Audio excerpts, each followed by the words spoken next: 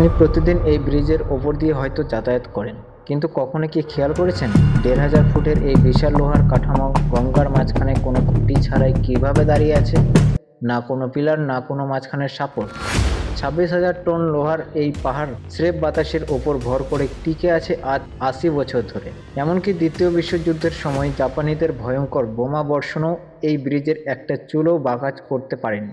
কিন্তু জানেন কি, যে ব্রিজকে বোমা ধ্বংস করতে পারেনি সেই ব্রিজ আজ তিলে তিলে ধ্বংস হয়ে যাচ্ছে স্রেফ আমাদের একটি ছোট্ট বোধাভ্যাসের কারণে।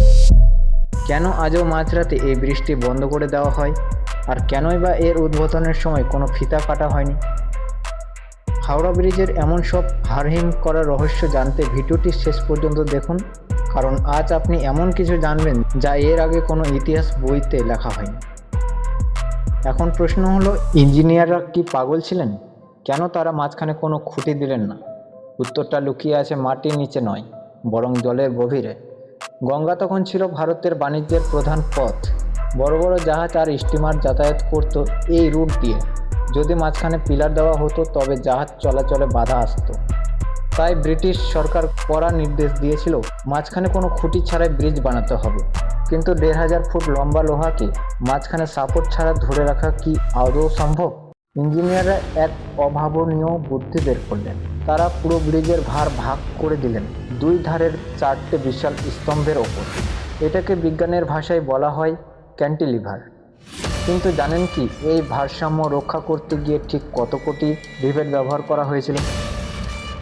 আপনি শুনলে অবাক হবেন, এই ব্রিজটি তৈরি করতে লেগেছিল প্রায় ২৬,৫০০ টন হাই টেনশন স্টিল, যার মধ্যে ২৩,০০০ টন স্টিল সরবরাহ করেছিল আমাদের ভারতের টাটা স্টিল। কিন্তু আরও আশ্চর্যের বিষয় হলো, এই ব্রিজে কোনো বড় বড় নাট বল্টু ব্যবহার করা হয়নি। পরিবর্তে ব্যবহার করা হয়েছিল কোটি কোটি লোহার পেরেক বা রিভেট। লোহাকে আগুনের মতো গরম করে ছিদ্রের ভেতর ঢুকিয়ে দুপাশ থেকে পিটিয়ে লক করা হয়েছিল। ইঞ্জিনিয়াররা জানতেন বল্টু সময়ের সাথে ঢিলে হতে পারে, কিন্তু রিভেট এই ব্রিজকে কয়েকশো বছর ধরে পাথরের মতো শক্ত করে রাখবে। তবে ভাববেন না যে শুধু লোহা থাকলে ব্রিজ টিকে যাবে। এই ব্রিজের আসল পরীক্ষা হয়েছিল ১৯৪২ সালের এক অন্ধকার রাতে। দ্বিতীয় বিশ্বযুদ্ধ তখন তুঙ্গে।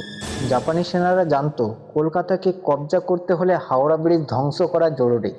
১৯৪২ সালের ডিসেম্বর মাসে জাপানি যুদ্ধ বিমানগুলো আকাশ থেকে বৃষ্টির মতো বোমা ফেলা শুরু করলো ব্রিজের ওপর। লক্ষ্য ছিল একটাই, কলকাতার লাইফলাইন কেটে দেওয়া। আশেপাশে অনেক বাড়িঘর ধ্বংস হয়ে গিয়েছিল, কিন্তু অলৌকিকভাবে হাওড়া ব্রিজের একটা রিভেটও নড়েনি। কেন এই ব্রিজ অক্ষত ছিল? এটা কি শুধু ইঞ্জিনিয়ারিংয়ের কেরামতি নাকি অন্য কিছু?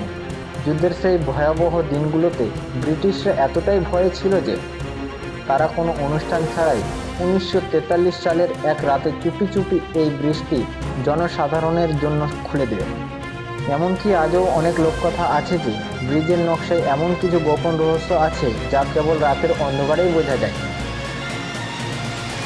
কিন্তু আজ আফসোসের বিষয় কি জানেন?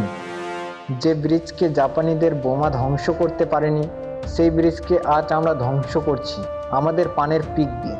হ্যাঁ, শুনতে অদ্ভুত লাগলেও এটাই সত্যি। আমাদের থুতু আর পানের পিকের মধ্যে থাকা অ্যাসিড ব্রিজের লোহার স্তম্ভগুলোকে তিলে তিলে ছিঁড়ে ফেলছে।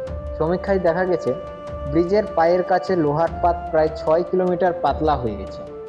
সরকার এখন বাধ্য হয়ে কোটি কোটি টাকা খরচ করে সেই লোহাকে ফাইবার গ্লাস দিয়ে ঢেকে দিচ্ছে। এই ব্রিজ শুধু আমাদের যাতায়াতের পথ নয়, এটি আমাদের লড়াই আর গৌরবের ইতিহাস।